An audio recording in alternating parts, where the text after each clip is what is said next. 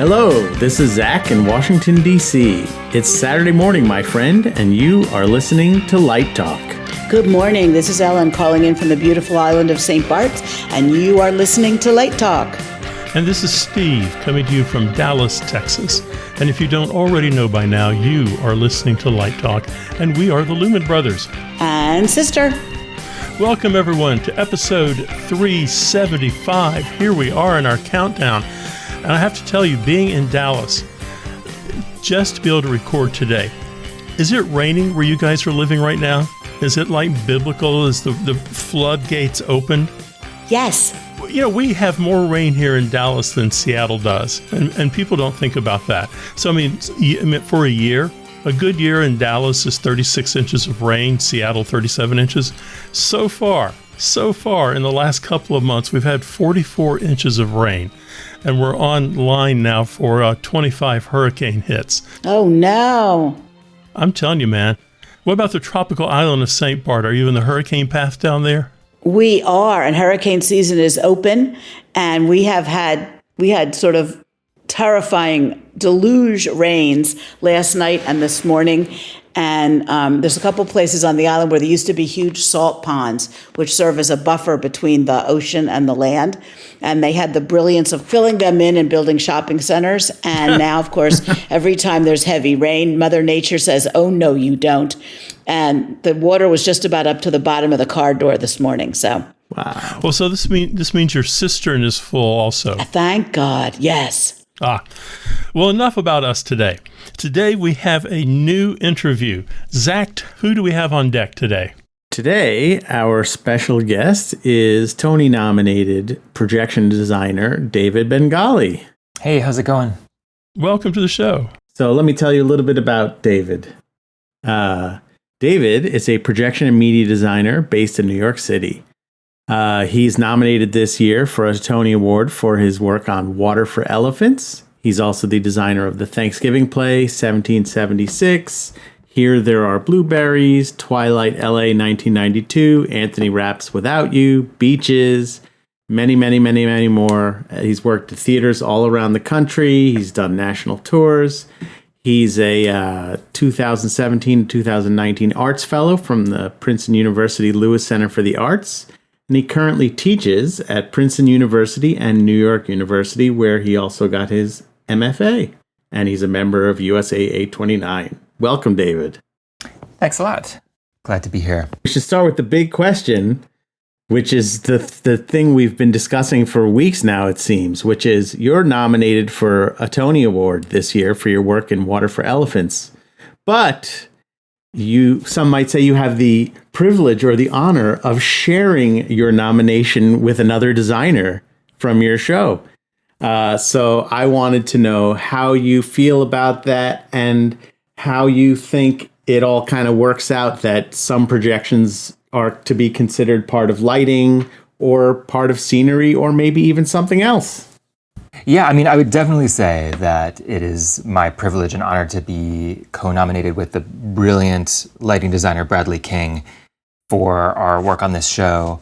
Water for Elephants I think it's a really interesting example to talk about this question because it's a really collaborative show. It's been a really collaborative process. I think one of the things about Water for Elephants that's really special is the way in which it's really hard to draw any lines between the different design areas and even between like design, music, choreography, directing, staging. I think we've really formed a real community making this show. And it's a show that's about finding community and finding your people. And I think that really came through in the process as well.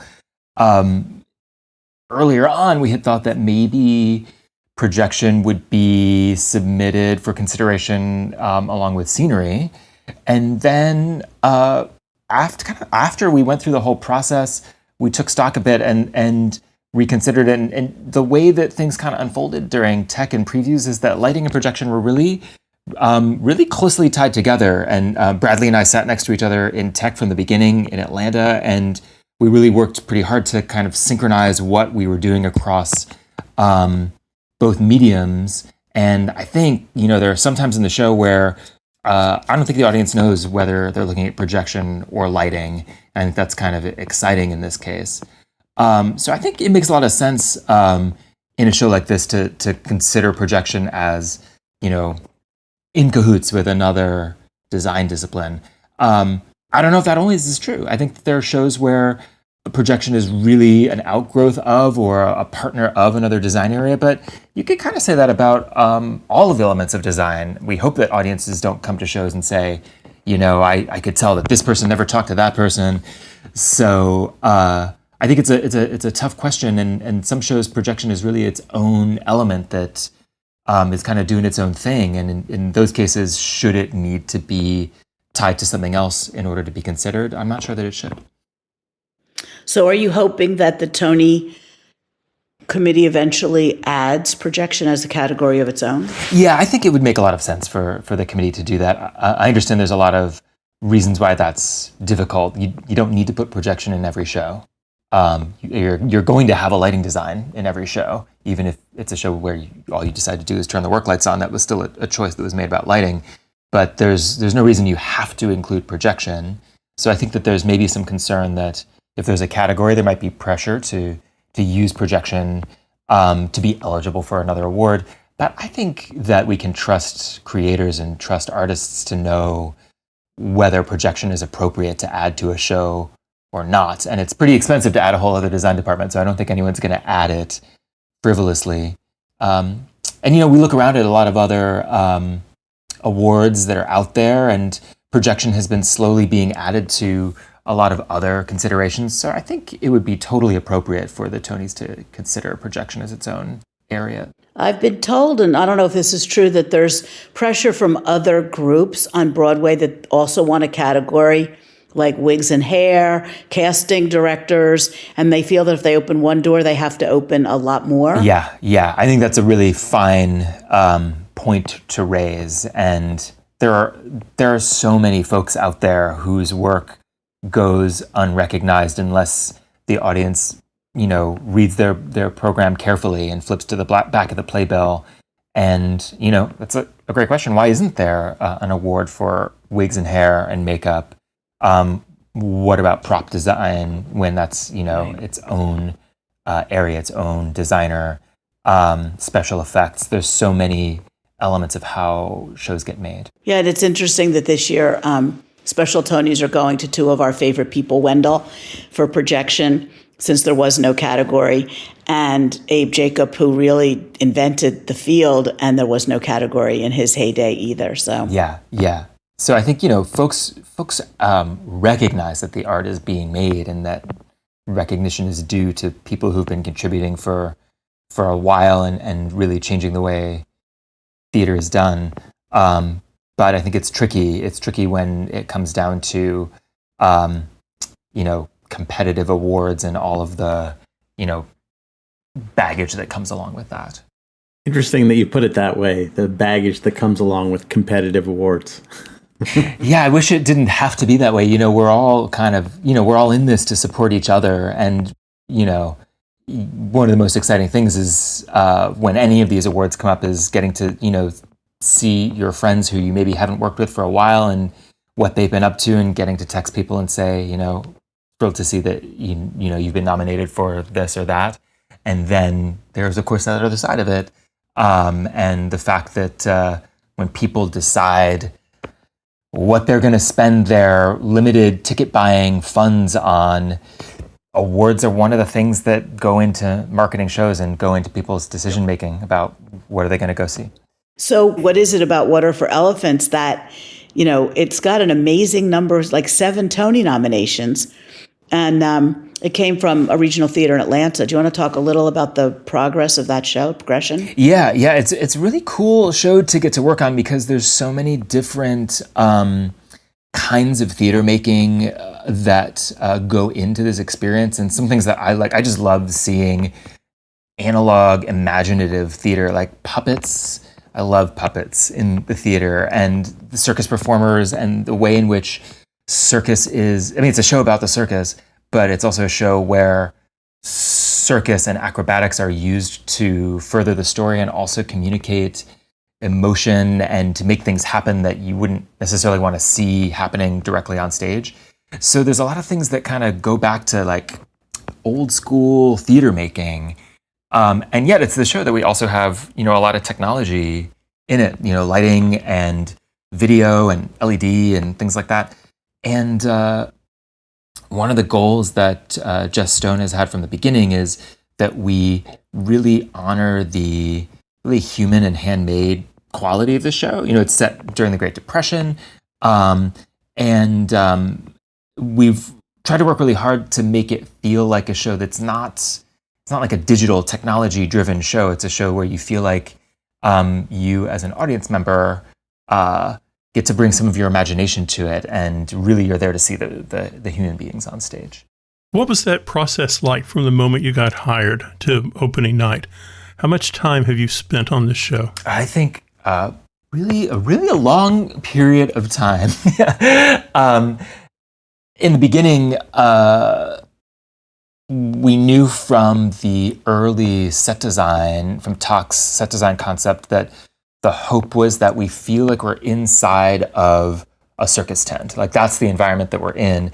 But that we also, we're dealing with a show that's about travel and travel across like the great wide open spaces of America. And it's that sense of travel that kind of opens up a feeling of possibility for these characters.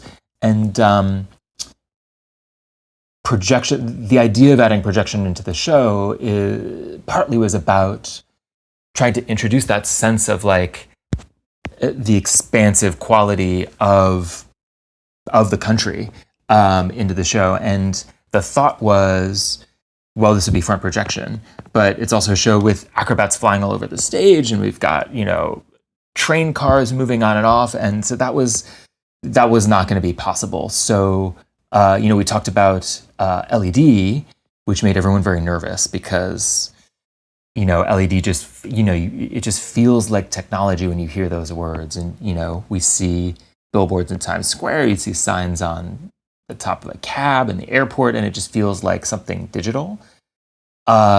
So we started through a storyboarding process without yet knowing quite how we were gonna do it.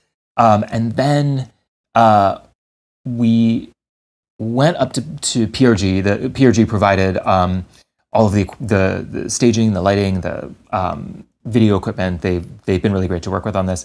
And we spent a day in the shop just with a bunch of different LED products hanging on bars and just like holding up stuff in front of them. Like, what if we put this up in front and then put this in front of that and then put this in front of that? And like, how can we create a kind of stack of materials and also be able to paint all of this this stuff so that it feels like we're looking at a painting, and a painting that just sort of magically appears through the back of a circus tent. And it was really cool to get to do that because Jess was there, our producers were there with us, PRG staff was there with us, production management was there with us. Like we had a lot of folks getting involved really early in kind of the technical details of how we were going to implement this, which I find is pretty unusual. Usually we try to kind of keep everyone away from how the sausage is made and just try to talk about ideas, but it was really valuable in this case. And then from there, we really were able to hit the ground running, I think. It still took a while to figure out like what was the look of what we were going to make. We actually went through a big period of time where I was making things that had a lot of animation, and like, we're dealing with being on a train by having trees pass by and trees in perspective. And ultimately, we settled on something that was as far from feeling like video as we could make it. We kept the horizon out of view so that it's just sky and stage. And the only things that are moving when the train is moving is the sky itself and the clouds in the sky. And so it really sort of became an exercise in like, how can we create things that ultimately they feel real, but they also feel painterly. And in some sense, I used to be a lighting designer, and, one way of thinking about this is like, if we had the most beautiful painted translucent drop and could have every light you possibly wanted to give you every kind of lighting effect you might wish, how can we think about using video in that way, and then go the steps further that we can go, because we can do all of the work we can do by being able to change what we're looking at. You mentioned that you used to be a lighting designer, so why don't you tell us a little bit about your origin story of, how you ended up from childhood to Water for Elephants? Yeah, okay. In a nutshell. Yeah, so in 30 seconds or less. I was definitely excited about theater as a kid. And I went to theater camp in the summer sometimes and was involved in plays in school. But I really remember I had this school project once where you could go pick something you were interested in, learn about it, and then talk to the class about it for 20 minutes. And I went and looked up, I didn't know what else to call it. I was like, I want to look up special effects. And so I went and I learned about things that ultimately it's lighting and how do templates work and how does gel work, and I found that really super cool. And I also got excited about matte paintings in cinema, which is funny because that actually became an inspiration for Water for Elephants in a funny way. I didn't think about that until now. But anyway, I ultimately when I went to college, I studied computer science there, which is what I thought I was going to end up doing. And I was involved in computational biology, interestingly enough, for a while. But I minored in theater. And then I moved to New York, and I was teaching kids, teaching math, and designing small shows. I was acting also. And I got this job as the lighting supervisor for a touring dance company, and ended up traveling around the world with them for a little bit. And they had some work that required doing some projection and doing some animation, which I didn't really know a whole lot about, but figured I would just try it and say, sure, yeah, why not? I can take that on, and I got really excited about it. Then I once it sort of seemed like, okay, this is something you can do. You can work in the theater. You can design for the theater. I figured I should go back to school, so I went back to grad school. But I went to school for lighting design because that's what I knew about as a thing you could do. But while I was there, I kept trying to put video into projects, and after that, kind of all of the design work and assisting work I was getting was mostly in projection design. And honestly, I really love the fact that as a projection designer, you get some time to figure out what you're going to show people before you show it to them, versus as a lighting designer, you're just sitting there and everyone is staring at you while you make Q1. And so that kind of led me also in that direction. And lo and behold, that's kind of what I do almost all the time now, is projection design. The era that you went to NYU has churned out quite a few successful folks, including Bradley, who you are co-nominated with. He's from that group as well. Some other folks who've been on the show and friends of the show as well, like Driscoll Otto was in that group. So what do you think it is? Because we talk a lot about education here too. I've jokingly said that in the lighting world, I've noticed that there's the NYU style of paperwork, the Yale style of paperwork, and the Purchase style of paperwork. So what in particular is attracted you to NYU's program? Well, I think paperwork is one thing, but I think also NYU is a place where the program is really fun because students there are learning how to be storytellers and how to be holistic designers and how to be dramaturgs. There's also a big emphasis on work practice and how to make your work sustainable. And if you've got 6 shows to design in 3 months, how are you going to come up with a workflow that lets you do all of that in that amount of time and maintain artistic through line? But I think it really all comes down to the fact that each design area is a tool, which is part of a larger thing that we're all here to do, which is, tell stories and work with collaborators to tell stories in like a group art form. Did they have any kind of projection stuff as part of the curriculum when you were there? Only a little bit. We had one class where various really cool folks came in and sort of traded off a couple of weeks at a time. Peter Negrini came in and worked with us for a bit, and Daryl Maloney came in and worked with us for a bit. And I'm trying to remember who else joined us. It was like for a semester or half a semester. And it was a great opportunity to hear from a lot of different folks about how they do their work. And, there's such variety in the way projection designers all approach the medium and the field. At one point there was, sort of a movement to replace all scenery with LED walls. And there were a few very unfortunate failures in that department on Broadway, which will remain unnamed, but a huge video wall at the back of a theater does not a compelling design make. But do you find that projections video are more ubiquitous each year? And how do you prepare young designers to be ready for a world where the moving image will be immersive and encompassing? Yeah, I think that's a really great question. And I think that, so projection, as we all know, projection design in the theater is not new. It's, 100 years old at least. And the technology is just more accessible now. And LED in particular has gone through a kind of renaissance, I think, even in the last 5 years. Like suddenly, we used to have to say, like, what are we going to do with how low res the LED wall is to make it not look like pixels? And now it's pretty commonplace. You can get all kinds of LED products that from the audience's distance just look as tight as a projection screen. And that makes it really tempting to use that technology, just as you were saying, Ellen, to replace scenery or replace other elements of design.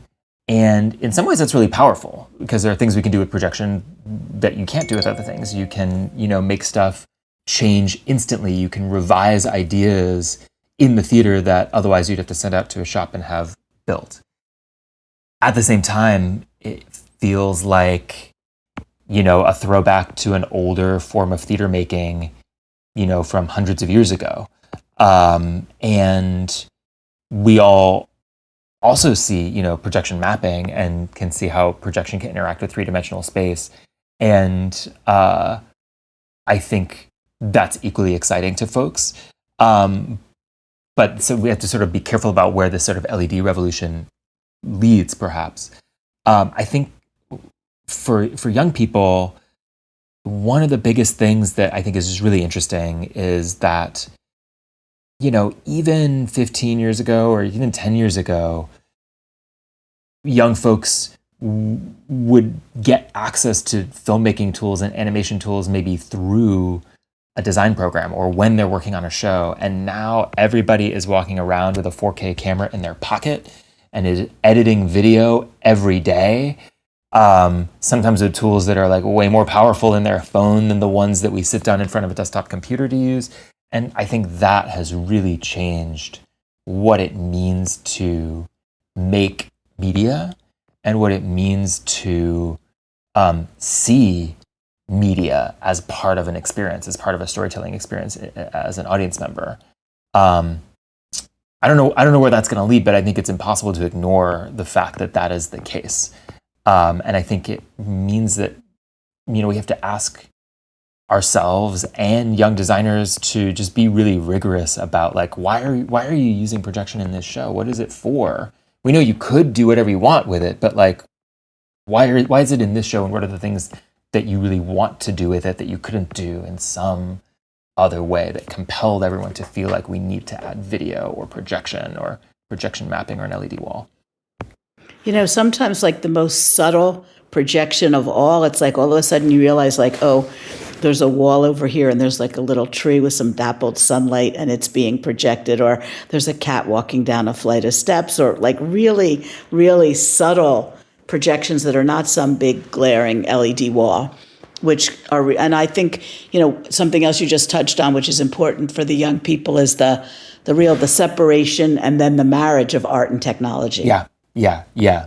And sort of which direction do you want to go in? And, I personally prefer to think about the story first and think about the design ideas first and then figure out, what technology is going to help us get there. But there's nothing to say that that's the only way to think about it. I know there's a lot of folks out there who are really excited about exploring new technology and saying, what can we do with this? Like, what new experience can we give people knowing that this is now possible, whatever this might be. Have you done films or music videos or theme parks or anything off the stage? Yeah.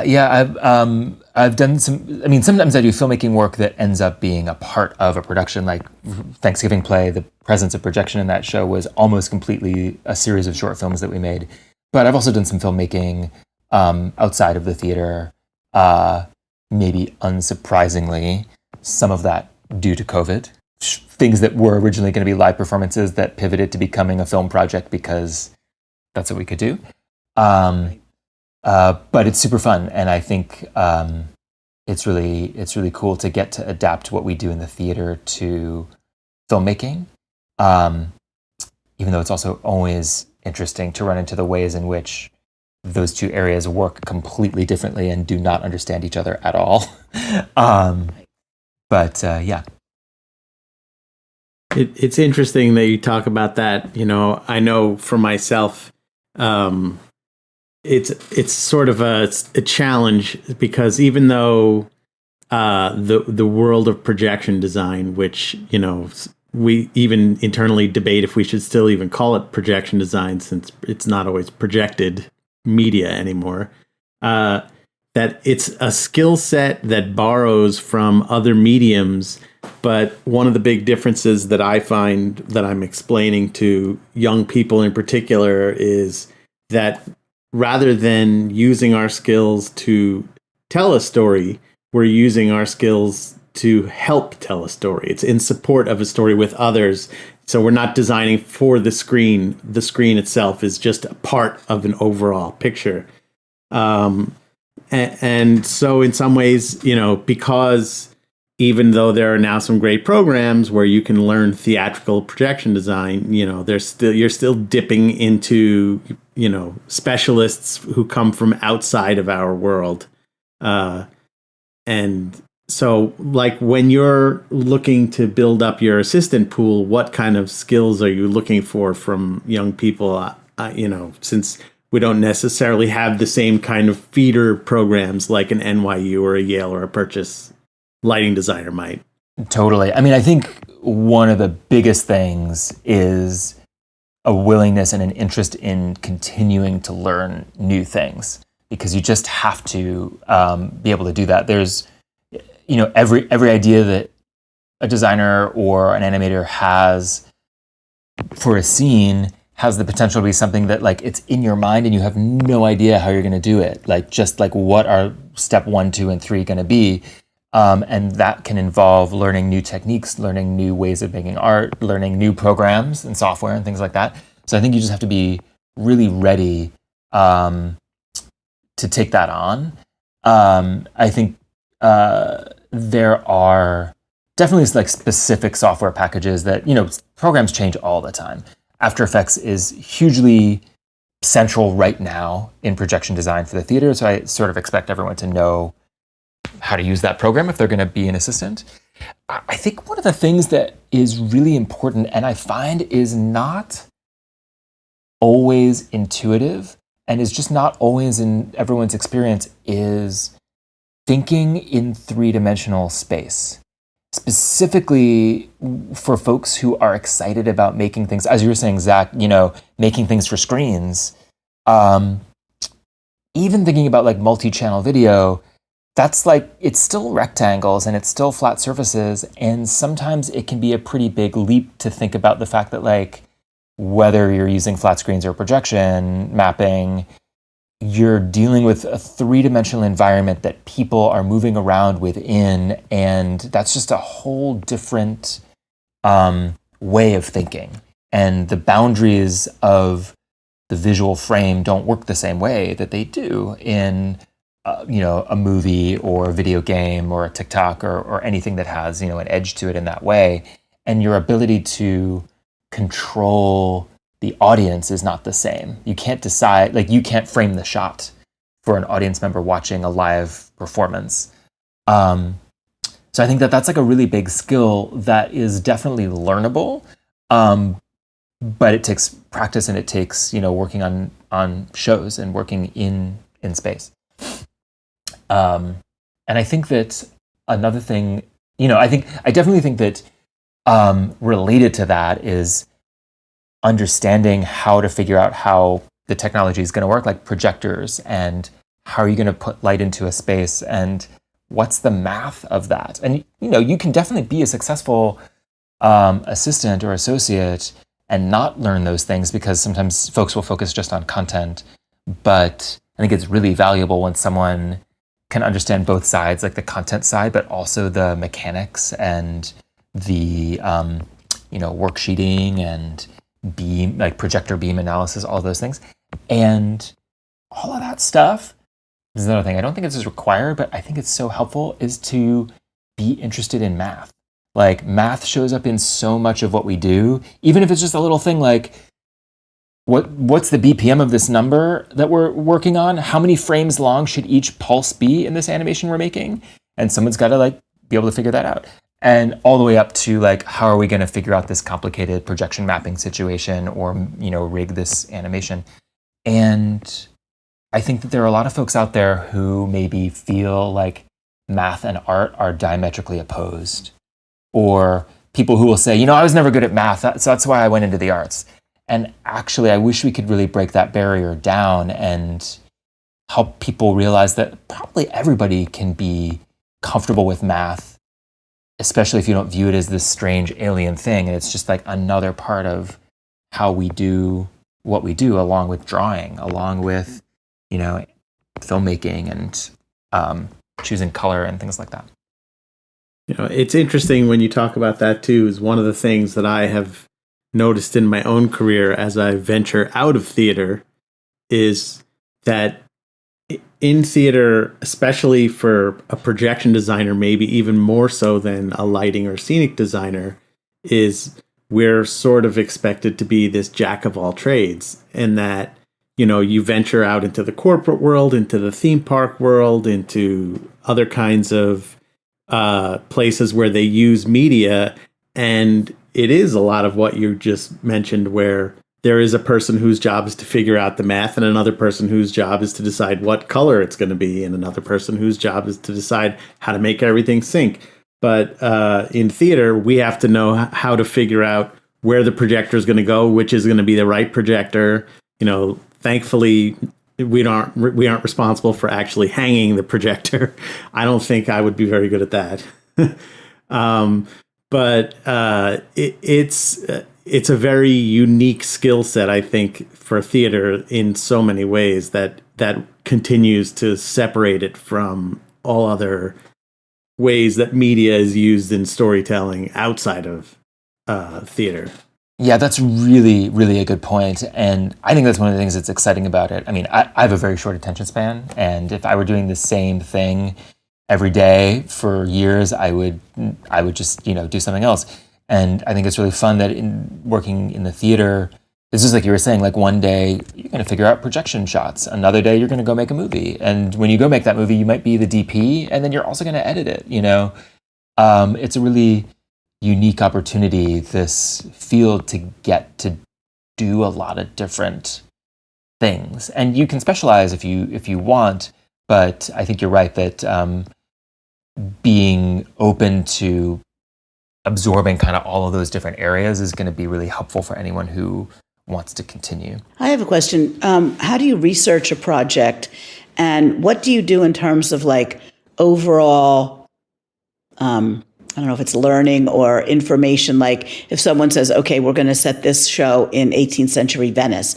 or this one is in a circus in 1940s America, or that one is, World War II, Germany. How do you go about that? I mean, it really, really depends on the show. I think I feel like projection designers get to be dramaturgs often because we're working with an element that can contain narrative information. It doesn't always do that, but it has the ability to do that, and sometimes that's its job. And it can include real pictures of real things. It can include text. And I feel like that's a really important part of the research, is learning about the source material, reading the same books that the writer or the director or the dramaturg was reading. And sometimes that research, it goes directly on stage. Like sometimes the research is, let's go find out what, the world looked like at this place and time, or what does it feel like to be in this location? And then that becomes content. And sometimes the research is about building up an understanding of what story we're trying to tell and what the context of that story is so that you can understand what's important, and how to put yourself in someone else's shoes so that you can then tell someone else's story, which is, that's what everyone's doing in the theater, that the actors are doing, that's what the writers are often doing. But again, I think sometimes projection has a unique responsibility on that front. I seem to keep doing documentary theater projects of various kinds. And I think those are the ones where the connection is most obvious and maybe the most important to figure out how to do that research. But I think it even applies in the situations where you're talking about, dappled light in a tree on the side of the stage. And I think, taking photographs all the time, not to show anybody else, but just to build up a library of things that either go on stage or just become part of like your visual Rolodex is another really important part of research. And, it's little things like, we all see sunrise and sunset, maybe not every day because we're trapped inside the theater and we don't ever get to see anything but darkness. But we've all seen thousands of sunrises. But to really stop and be like, okay, well, what happens? What is the order of things that happens? Like, what color do the clouds turn and when? And there's that moment where the clouds are darker than the sky behind them. That is what tells you you're at a particular time of day, and that only happens at that one time of day, and the rest of the time they're lighter than the background. It's just like little things like that I think are part of research, but they're also just part of observing the world around you all the time, so that you can remember it when it comes up, and you're in tech and you're like, well, what are we going to do? We didn't think projection was in this scene, but now it is. What should it look like? Do you go to museums and stuff like that? Yeah, absolutely. I think going to museums is really valuable. And, whenever I'm out of town in tech, I try to find an opportunity to like either get to at least one museum in whatever city I'm in, or get out into nature and go on a hike in whatever area I'm in, whether or not it's related to that particular show. Do you have a dream project that you'd love to do? Oh, I don't know. It's hard to say. I think every project has its own unique reasons for doing it. I'd love to do design work on larger concerts and things like that. That's something that I haven't really done a lot of that I'd be really excited to get into. And I mean, I love working in the theater. I love designing for theater and for audiences, but I would also be really excited to do, I mean, I've done a little bit of this, but more design for, large scale immersive experiences where story is important. I think there's a lot of work going on out there that's really cool that is kind of purely sensory, and it's cool for the Instagram shot. And I'd love to, spend some time designing projects that are like, they have that exploratory and immersive feel and an opportunity for the audience to be in control of their own experience, but to do that in a way that's in service of something that adds up to something larger. Yeah. I'm kind of curious to know, since this is another thing we've talked about previously on the show in various ways, since you spent some of your professional life pre-theater doing something else, if you find there are any sort of lessons learned in that world that surprised you as being useful or applicable in your current life? Yeah, I mean, absolutely. I think definitely computer science and coding and all of those things, they like sort of as we were talking about before, those are so relevant all the time. Like being able to control the machines that we use to try to make art with is really important. And I think more and more that becomes kind of part of how all of work in the theater gets done, is by interfacing with computers and technology. So I'm definitely thankful that was sort of a route that I went on for a while. But I also think that sometimes I feel like I wish I had started sooner on what I'm doing now, because it takes a while to get going. But at the same time, I enjoy having had another experience sort of pathway before this, because I think it just opens up other ways of thinking about what it is that we do, and opportunities to sort of bring in topics and ways of making work that come from other fields. I think one other thing that is interesting in terms of the relationship between the way science gets done and the way theater gets done, and art in general, is that in both pursuits, there's a kind of myth out there that single individuals are like doing it all. People hear about like there's like the Nobel Prize and famous people who made famous discoveries, and we hear about auteurs and artists, and like there's all of these awards that we were talking about before where like somebody's name is on that. And in both research science and art making, it's really a whole team of people, and everyone is working together, and it just so happens that certain folks get their names on things, but that doesn't mean that that person did everything all by themselves in a little black box and then presented it to the world. And I think that that's something that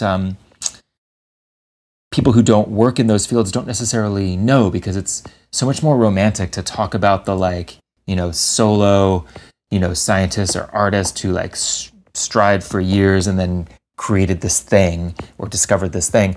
And it's more complicated to talk about how everything is a really huge group effort. And I sort of wish that more folks knew about that and understood that. And I wish that the kind of media portrayal of how art gets made was more open to the kind of group effort and community building that goes into all of it. I mean, I think that plays right into the challenge from the beginning of this conversation of, if one wants to recognize projections, specifically the contribution for something, should it be paired with another category or should it be its own category? Because, like as you were saying, the goal for any of us in the artistic community should be to elevate the project together. So in a way, it's almost like if somebody walks out saying, well, I don't remember anything except the projections, it's almost like we failed in some way, standing out like that. But at the same time, if you're going to only recognize the lighting or the scenery on a show where the projections are an equal contribution, it's hard to say, would that scenery have been as good if there were no projections? And like even contributing to that, which I'm sure is something that as a former lighting designer, you have a great understanding of, that took me a while to learn and takes a lot of younger people to learn, is that even though we're adding to the narrative and adding to the story, that we're also adding light And we have to be careful about how we add light to that because we're going to screw up somebody else's job, which is also to add light. Yeah, it's true. Until they invent Roscoe Light Stop and you can decide exactly where the light lands and where it doesn't, that's a huge consideration that is not always obvious. You know, you said you wish you had started earlier. I suggest that you started at exactly the right time. Everything was aligned. I was watching Swan Lake last night, Matthew Bourne, and I didn't realize that he never had a dance class until he was 22. And one of the things he talks about that is that he brought no rules. There was nothing to stop him in his choreography because in a way, he hadn't had the rule that this has to be done when he was 11 years old. He created his own playbook. That's a really good point. And very helpful to think about. Any more questions for David or anything else you'd like to say, David? Thanks so much for this opportunity to get to talk about projection and its relationship to light, its relationship to life. It's been such a pleasure having you. And, I was a student listening today, so I didn't talk very much, but it's fascinating hearing what you had to say and the journey you've made, things I've never considered. And I particularly like the idea of dispelling that myth that it's one person doing things. I think that's something we should all do. Yes, it was really great. Your interview was terrific. Thank you so much. Thanks so much. It was really a pleasure. Thanks for having me, and it's great to see everyone. Well, the rocking sounds of the Luminoids tell us once again you spent another morning listening to Light Talk. You can hear our show on just about every podcast site out there. Check out our website on lighttalk.org and be sure to follow us on Facebook and subscribe to our podcast. That way, you will not miss a second of Light Talk insanity. No guarantee is offered regarding the accuracy of our statements or opinions made on this podcast. However, if you do decide to litigate, the Snoot Group with the legal team of Sparks, Burnout, and Chase will defend us until our retirement funds are depleted. Light Talk is written and produced by the Lumen Brothers. And sister. Oh yeah, coming to you from St. Bart's, Washington, New York City, and the Lone Star State. And be sure to join us next week when we talk about more lighting shenanigans and serve you a double helping of our casserole of nonsense. Light Talk, broadcasting questionable lumen knowledge and humor around the world. We will see you all next Saturday morning. Bye-bye from Light Talk. Bye-bye.